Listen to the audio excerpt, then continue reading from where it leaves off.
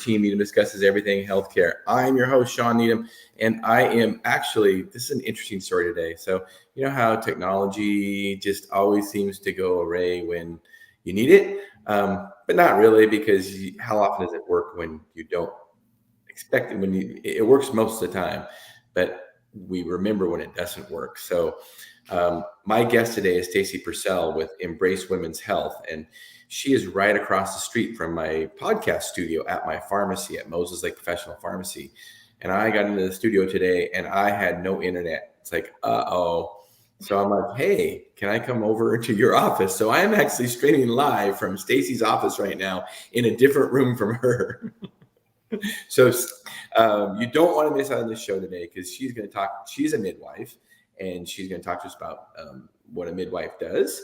And I'm super excited to have her on. So Stacy, welcome to our show. Thank you for having me. This is my first real live podcast, so this is a little intimidating. So if I ramble a little much, don't hesitate to cut me off. Well, now that I know that, I've got a list of questions I'm going to put you on the spot with. All right. Sounds good.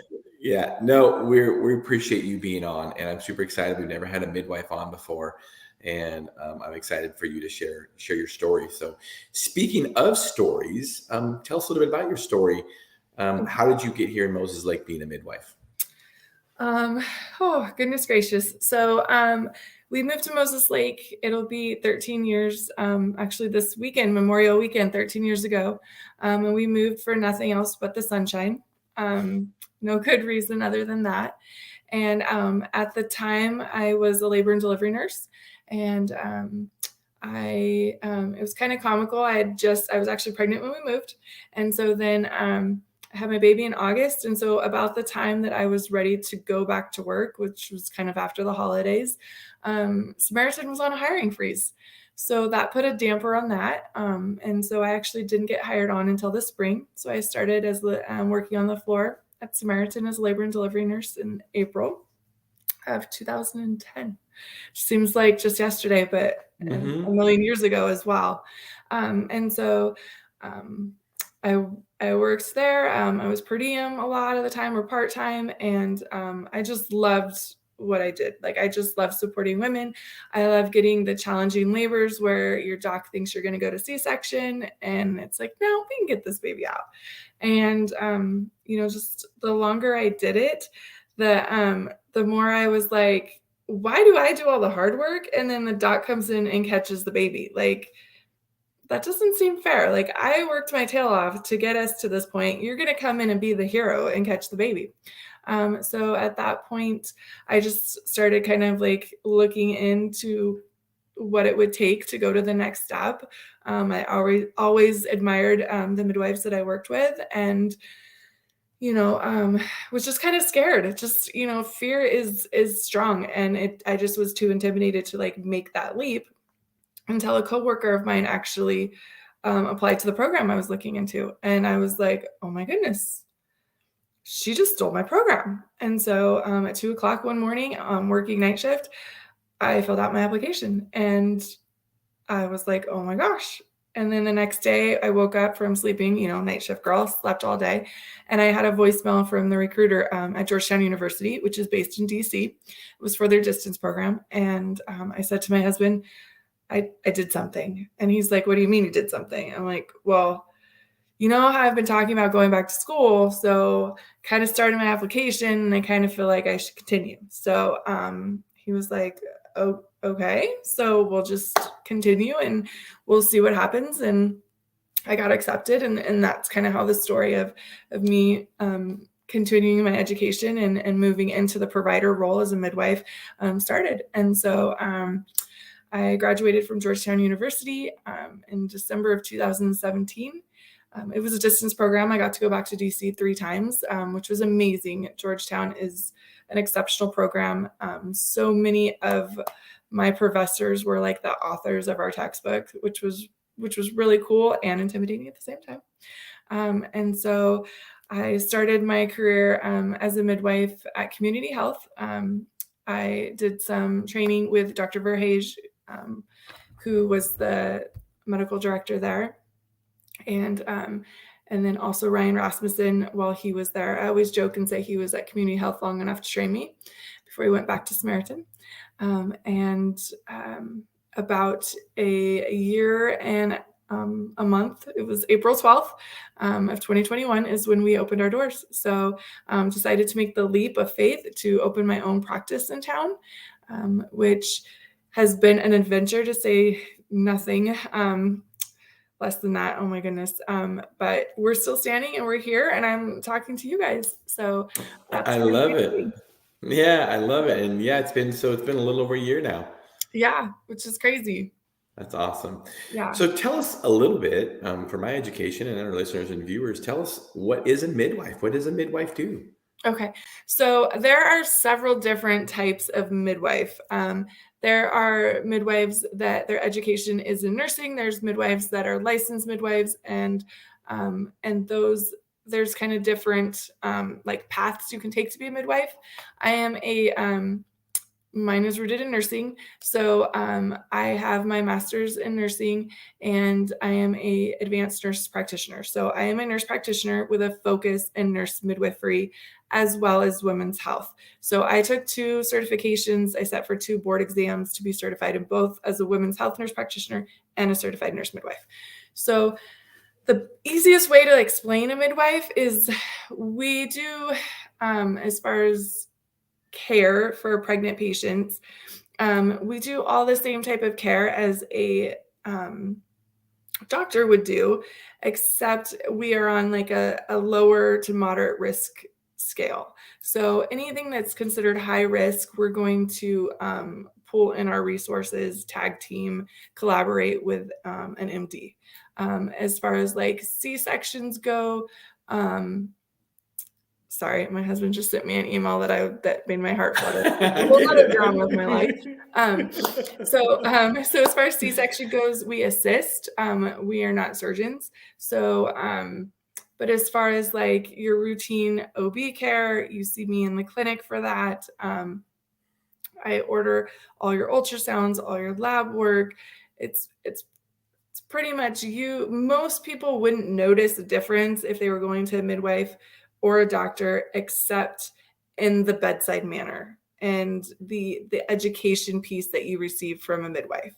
So our education is rooted in nursing. So we definitely have more of that nursing bedside manner than the MD bedside manner. And so for me personally, I love my mama's labor and delivery is my passion. And so I love supporting mamas in birth. And so you will see me at the bedside a lot more. I probably drive some of the nurses crazy because they're like, oh my goodness, like this is my job, like backup off. However, that was my job for a really long time. Right. So it's really easy just to like slide right into that nursing role. And so that would be, essentially like what a midwife is. I also do women's health from adolescence and on. So that's going to be about age 10. Unless somebody starts their period before the age of 10, then I can see them as well throughout their lifespan. Now, you talked about you don't take care of high-risk patients. So can you explain what a high-risk patient is for delivery? So the easiest way to say that is I don't want to say I don't do high risk. I collaborate with high risk. So for an example, let's say I have a mama who has a history of high blood pressure. She comes in, she's pregnant, her blood pressure is beautiful, and we're paying close attention to it. I collaborate with maternal fetal medicine in Spokane. So I have them do the ultrasound piece for their anatomy, which is around 20 weeks. And that maternal fetal medicine specialist reviews that ultrasound and makes recommendations based on the patient's history. They also do a virtual visit with the patient, go over their history and kind of make a plan and say, does this patient need extra monitoring? Is this patient good to be treated as normal moving forward? And so that patient comes back to me. I see them. If they need extra monitoring in the clinic, I do that here. If they need extra ultrasounds, I will order those. And then let's say they come in, all of a sudden their blood pressure spiked and it's in a severe range. At that point, that's when I reach out to, for me, my backup provider is Dr. Tully at Community Health. And I have a conversation with him, fill him in on what's going on with our patient and, where things have changed. And then an example would be that patient needs to go to the hospital now. So I go to the hospital, Dr. Tully meets at the hospital, and we take care of that patient together. So he is going to be more responsible for let's give this medication, let's give that dose now, let's increase that dose now, where I'm going to be there more emotionally supporting my patient, reassuring her, explaining her okay, this is why we're giving you this medicine. This is what this medicine is going to do. Or, your blood pressure is not responding. We need to get you to Spokane. And this is what to expect on your way to Spokane. So it's worked really well. Granted, I haven't had a ton of patients that move to that high risk. Things that are really going to make you high risk are going to be like blood pressure issues, diabetes that isn't controlled by diet. If you're what about twins?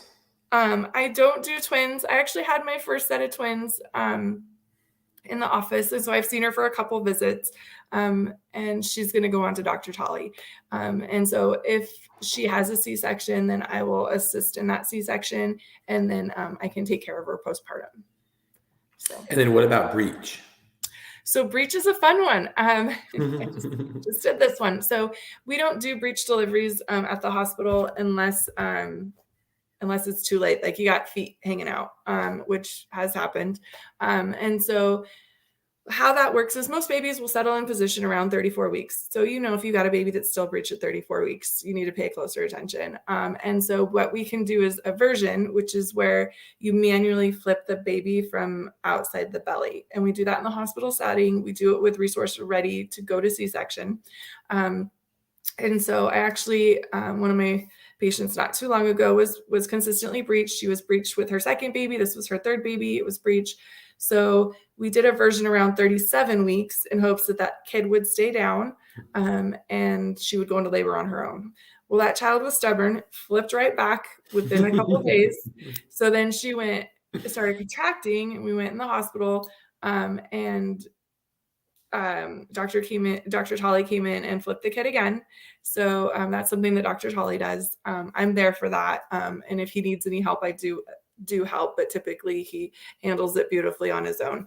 And so that baby did flip, and we sent her home for 2 days. The kid stayed down. She came back. We induced her, got her delivered. So that's what we do for breech.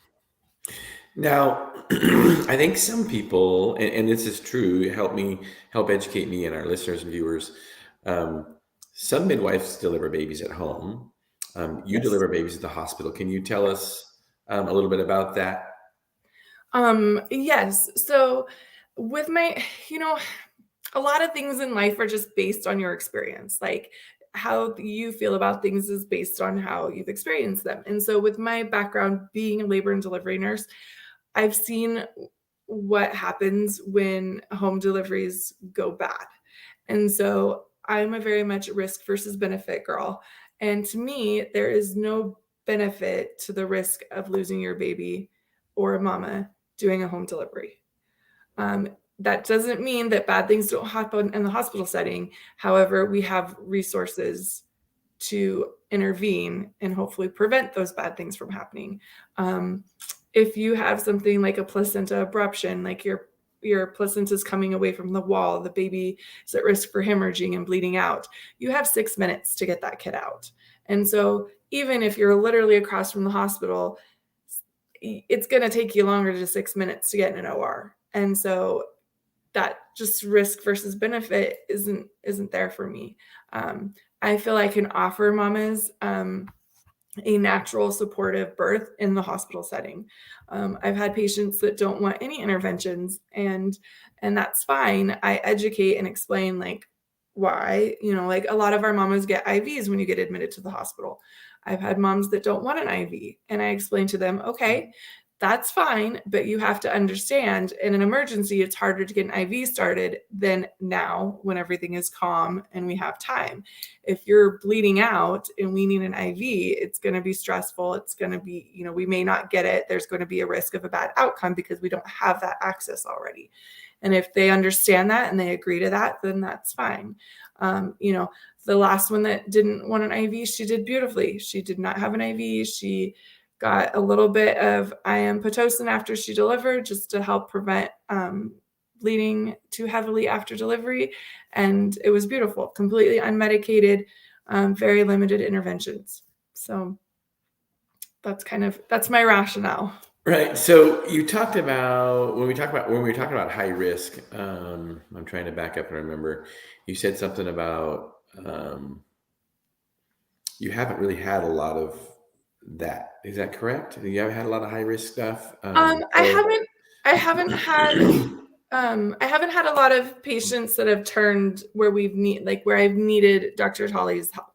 I feel like we have this joke that things come in threes. And so I did have a couple that did spike blood pressure issues and they got helicopter rides to Spokane. But other than that, most of my patients do beautifully. So my guess is one of the reasons why is because prenatal care is super important. So you don't have any surprises at 40 weeks, right? Right. So yes. So tell us a little bit about that. So yes. So prenatal care is definitely a very important piece. There are things that if are caught earlier, then we can treat and manage and intervene. For an example, one of my patients that had the high blood pressure, she had taken her blood pressure at home. And because she had access to me, she was able to send me a picture via text of what her blood pressure was. And she was like, didn't know what to do with that. She's not a medical professional. She's like, she knew it was high, but she was like, do I take more medicine? Do I go to the ER? And her blood pressure was so severe. I was like, you go straight to the hospital. And so I feel like that particular patient could have stayed home and could have had a seizure because she didn't have the access to me to tell her like, no, let's go to the hospital. And we were able to intervene and get medicine on board sooner than later. So tell us the most rewarding story that you have delivering a baby, whether you're a labor and delivery nurse or whether you're a midwife. I know you must have tons of them. I'm not jealous, but I love talking to OB doctors and midwives because you guys get to do some cool stuff. To bring a baby into the world is, by and large, you're bringing in a healthy person into the world. It must be the coolest feeling. I can tell you as a father, just seeing my kids born is the coolest thing. I can't imagine seeing it hundreds of times. So Tell us a great story. I know you have lots of them. Goodness gracious. I'm one of those people where you put me on the spot and I'm like, I know nothing. There's nothing in there. So I would say probably the breech one that I was talking about, like that one, that poor mama, I'd actually seen her for all 3 of her pregnancies. I delivered her first baby and then my partner delivered her second baby. I was out sick. I was supposed to be on call that day. I was so devastated that I missed it, but she did beautifully. And then this go around, we actually ran into each other at the fair. We had a booth at the fair this year. And so a lot of my previous patients didn't know like where I went or what had happened. And my previous clinic wasn't allowed to, if the receptionist, they just could say Stacy's no longer here. They weren't allowed to be like, oh, she's down the street. You can call her here. And so just seeing that patient at the fair was super exciting, and to see her littles. And then just to continue to make a plan, okay, this baby is breech, and okay, we're going to try this at 37 weeks. This baby is not staying down. A lot of providers won't flip a baby more than once. It's really rare to do that. There definitely are some risks with versions. My backup provider doesn't like his patients to be have numb. A lot of times we'll do epidurals or spinals. He doesn't like that because he can't tell how painful it is. And so if you're got an epidural, you're like, whatever, do your thing. And that can increase risk of complications where if you can feel everything he's doing, there's a big difference between the pressure of rotating a baby versus the pain of your placenta, pulling away from the wall. So that piece is definitely important as to why like it was okay to try again. And the baby flipped really easily, had plenty of fluid. And so it was very rewarding to be like, okay, we finally got this kid flipped. And then I had to fight for her because the hospital has very strict policies on like, you can't intervene before 39 weeks. Unstable lie is not a medical reason, which drives me absolutely bonkers.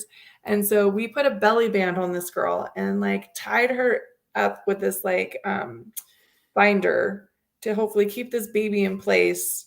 And then I brought her in at midnight on a Friday night. So she showed up like 15 minutes before to get her start her induction because we couldn't do it till she was officially 39 weeks. And then we started the process.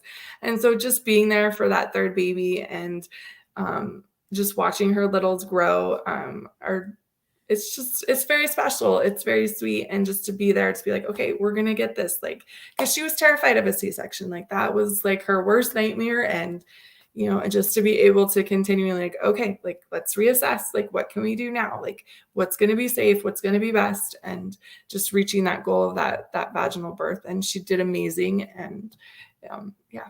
So. That is a great story. And it makes me wonder, I mean, so 3 of her babies were breech, right? Is that what you said? 2 of them were. Her first one was not. She has big babies and she has a lot of fluid. And so there's just, once there's all that uterus is stretched out, there's all that room. And so her second baby just like had all this, room to swim around, and they like to be breech.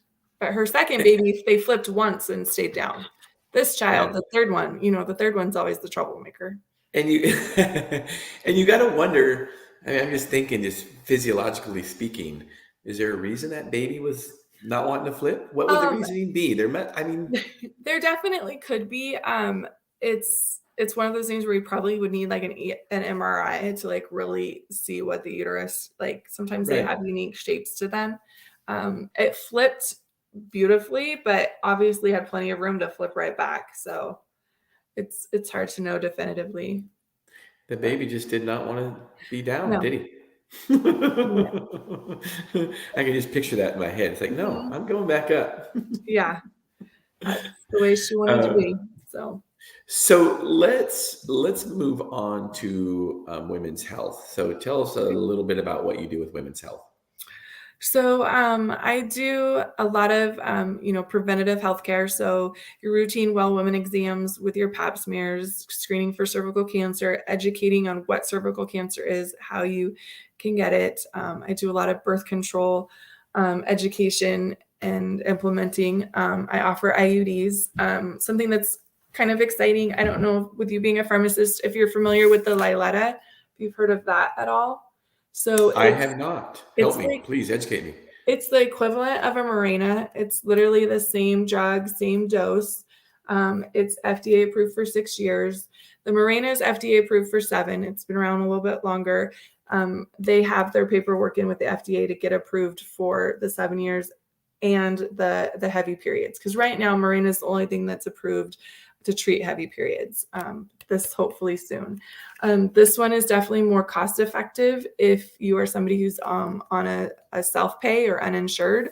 And then it also has like a kickback, like they have this goal of getting birth control access to women around the world. When they first started, every IUD you placed, they would supply one to someplace in need.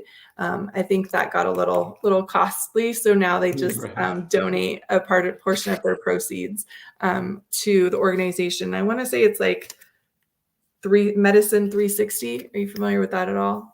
I've heard that term. Yeah, I've heard about them. Yeah. So this is something I just met with the rep this week on Monday. And so I'm really excited to offer that because a Mirena is like over $1,000 just for the device. And that's a lot. Yes, if you divide it up over 7 years, all that good stuff, but still it's a lot to be like, oh yeah, hook me up with that. So what's the cost of this one? This one, I haven't got my final, but it's about half. Okay. Yeah. Yeah. And yeah, over 7 years, that's a very cost-effective birth control for sure. But you Yes. still do got to come up with the money up front. So Yeah. and that might be So, difficult for some people. So, but yeah. that's a lot less expensive than Marina. So, Yes. so do you Marina and what's the name of that one you just showed me? Liletta. Livletta. Liletta. They're both hormone Yes. IUDs. Do Yes. you insert copper IUDs at all? I do. Okay. Because some patients have a problem with hormone IUDs. Yes. And so copper is another option. Can you tell us about a copper IUD? Yes, I actually got a beautiful demo that's in one of my rooms, just from them yesterday. So the copper IUD, so it's shaped very similar. It just has a ring of copper around it. And the way that one works is it's going to change the environment of the uterus, and then ideally it affects the head of the sperm so it can't penetrate an egg. But because there's no hormones in it, you're still going to ovulate. You're still going to release an egg each cycle. And there is a risk of an egg and sperm meeting, just not being able to implant. So I always make sure my patients are aware of that fact. And then one of the most common complaints is you tend to have more cramping with it and your periods can be heavier. So if somebody already suffers from those type of symptoms, it's probably not the best fit. But if somebody has light and unpainful periods and they can't take hormones for one reason or another, I know there's a lot of like psych drugs, depression meds that can be affected by the hormone birth control. And so the copper IUD is going to be best for those patients. What about effectiveness? Effectiveness, it is immediately effective. It can be used for emergency contraception, and it's good for 10 years. Is that right? And Wow. it's I didn't realize like that. 90, it's in the 90, like the 99 percentile. Both the IUDs are in the like the 99 percentile for effectiveness. The Mirena and the Liletta, they take 7 days to be effective. But yeah. And what about cost of the copper IUD? It's very similar to the Mirena. It's like a Okay. couple $100 less. And then what else for women's health? What else do you do for women's health that you'd like to share? So breast exams, any breast concerns, mammogram referrals. Something I also offer is genetic screening for cancer. I offer something called the Empower, which tests for, I want to say there's like 40 different genes that it tests for that are related to breast cancer, colon cancer, ovarian cancer, uterine cancer. And then there's also the ones for men like prostate that are tied into it. So that can be beneficial for somebody who has a family history of breast cancer and they just want more information on their risk. And then I do in-house lab work. So Lily, my medical assistant, who's like my right hand, she does all of our labs. And so if anybody's coming in concerned about their thyroid or their cholesterol, all those kind of routine stuff, you want to see like what your blood sugars have been doing, hemoglobin A1Cs, we do all of that stuff in-house. I also do sports physicals for our younger population. And then if you're the menopause and wanting to talk about treatment for that, or just kind of taking a closer look at your hormones, like where are you at? Are you officially in menopause? Like you're pretty sure it's been 11 months, like what's going on type of thing. So yeah. Well, that's super cool. So you even, I mean, you know, with sports physicals and stuff like that, you kind of do some primary care type stuff. Mm-hmm. Basically, yeah, that's Yeah. awesome. And I also do the acute care stuff. Like we do offer COVID swabs. I also have the COVID antibody testing for those that are interested in that. And then if you think you have strep throat or sinus infection, just all those acute things as well. That's really cool. It's really cool. So, Stacy, if somebody has any questions and wants to reach out to you, what is the best way? I'm streaming your website there. So kind of the most efficient way is to shoot us a text message, which if you go to, I think it's under contact, it should be under contact. Do we have a contact? Where's it? There's our phone number. Let's see if I can find About, that. is it about?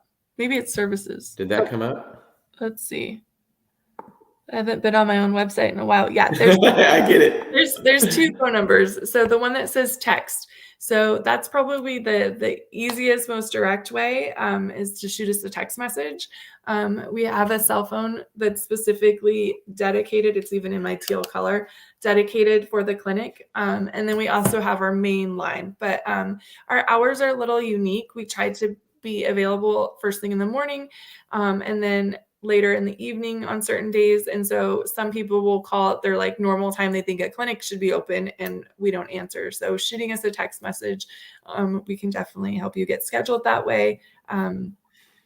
So yeah, or if you just have questions. I started doing meet and greets, just because, especially with OB care, like you see your OB provider a lot, and sometimes you get a little attached to him. Like mine was an adorable old man. I absolutely loved him. He delivered my sister, who is 4 years younger than me. So he'd been doing it forever. So I totally get that vibe. Like you have to be a good fit. So I offer a meet and greet where we just chat. Like I just kind of tell him my story, like, about myself, my education, why I'm doing what I do, what type of care I provided, those type of things. And then they can decide like, yeah, I think you'd be a good fit, and then schedule an appointment. So that's definitely an option super too. cool.